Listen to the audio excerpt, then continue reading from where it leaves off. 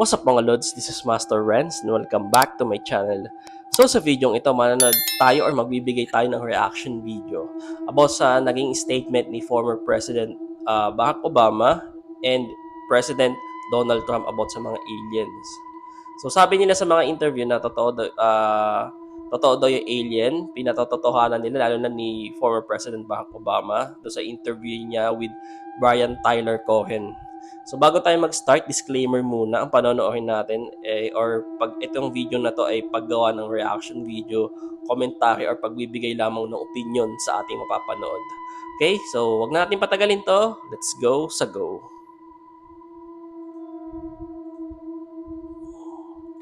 Swept across the internet like nothing I've posted. Them and Are aliens real? they're real, but I haven't seen them, and they're not being kept in what is it? Area 51? Area 51. There's no underground facility, unless there's this enormous conspiracy, and they hid it from the president of the United States. What was the first So isipin nyo, no, tatanungin ka sa isang interview, sa isang podcast. Ito mga gantong podcast, sa mga base sa ganyan, sa observation ko, mga serious ang tanong dyan. So meaning yung mga ganyan, pag tinanong ka talaga, lalo na galing kay former President Barack Obama to na kung tinanong siya kung totoo ang alien, sabi niya totoo daw sila, di ba? Isipin mo, dating presidente ng United States, marami siya mga resources diyan lalo na nung time niya. Siyempre, marami mga reports na nakakahating sa kanya. So, pagdating sa alien, yun nga, sinabi niya, totoo daw talaga ang alien. So, isipin mo, galing na sa kanya yan, ha? Dati siyang presidente ng US, di ba? question you wanted answered when you became president? Where are the aliens? Sabi, tinanong siya, ano din unang tanong na gusto mo masagot pag ikaw naging presidente? Sagot niya, nasa na mga alien? Yun. So, di ba? Hindi niya, para sa akin, hindi niya, ano siya kumbaga, hindi niya iaano yung risk, yung pangalan niya. At kilala nga siyang dating namumuno sa kanilang bansa. Tapos magbibigay siya ng ganyang statement. Siyempre, may chance na baka kung fake yan, may chance na baka masiha yung image niya, di ba? So, dito sa statement niyang to, para sa akin, sa opinion ko, may chance, ako hindi pa ako nakakita ng alien, pero may chance na totoo talaga sila. Pero wala pang nakakita, miski siya hindi niya nakikita, di ba? Hindi pa niya talaga mismo personal na nakikita ang alien. So, mayroon pa siyang isang interview before. Dito sa The Late ang channel naman kay The Late Late Show with James Corden. Kunin natin isang clip doon. Tinanong siya ni Reggie Watts about sa mga aliens din. So,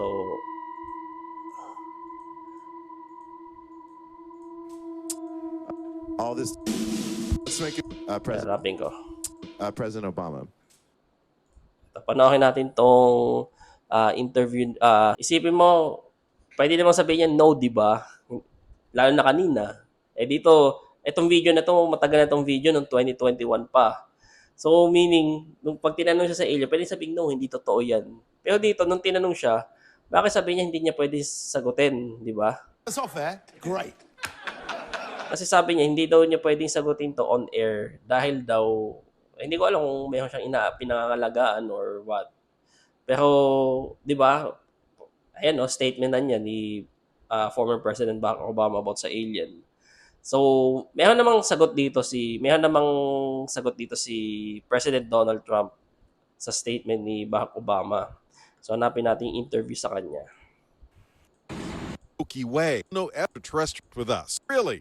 Barack Obama.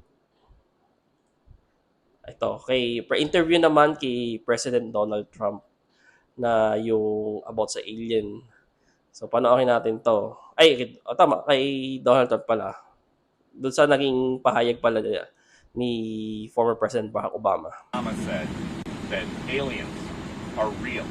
Have you seen any evidence of non-human visitors? Nasa aeroplano ata siya nito. Classified information. He's not supposed to be doing that. You know? So aliens Sabi daw niya, hindi na daw dapat ginagawa yun kasi classified information yun, sabi ni President Donald Trump. Hindi dapat dapat nilalabas ni former President Barack Obama yung mga ganung bagay. are real. Well, I don't know if they're real or not. I can tell you he gave classified information. CBS Di ba? Sa kanya na mismo pwede niya sabihin na no, hindi totoo yung mga sinasabi ni Barack Obama. Pero bakit yun? Parang nag-agree sila sa isa't isa doon sa statement na totoo ang aliens. Parang pinatototohanan na ng dalawa. Imagine dalawang malaking tao na nagsabi. Former President Barack Obama and President Donald Trump. So, bali siyang sa tweet sa kanya. Ito, nakita ko kay TV5. I-subscribe niyo to pala kay News 5 Everywhere. Ito.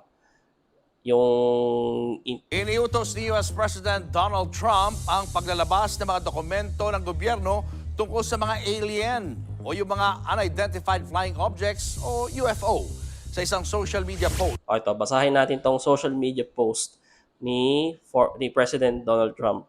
Sabi niya, based on tremendous interest shown, I will be directing the Secretary of War and other relevant departments and agencies to begin the process of identifying and releasing government files related to alien and extraterrestrial life, unidentified aerial phenomena, or UAP for short, and unidentified flying objects, or UFOs, and any and all other information connected to these highly complex but extremely interesting and important matters. God bless America. Sinabi So, bale, isipin nyo sa statement to ni Donald Trump sa tweet niya, nag-utos na siya, nagbigay siya ng inutusan niya yung Secretary of War niya at yung iba pang niyang ibang departamento and agencies na maghanap ng mga dokumento about sa alien.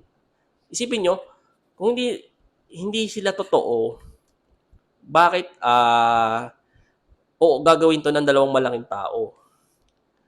Ako kasi, for me, naniniwala pa rin ako na may mga bagay sa mundong to na may talagang paniwalaan.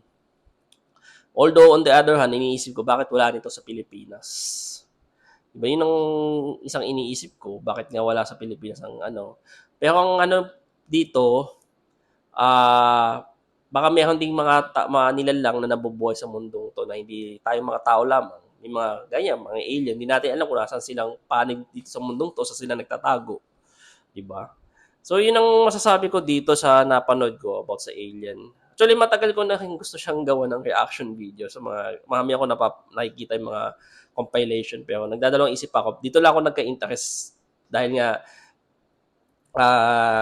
malaking tao to, dalawang malaking tao nagsabi.